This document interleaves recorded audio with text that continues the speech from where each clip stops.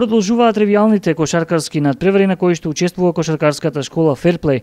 Машката екипа родена генерациите 97, 98, 99, 2000, како и женската екипа од генерацијата 97, 98 имаа контролни надпревари со своите врсници од Македонска Каменица, но за жал сите надпревари завршија со наш пораз.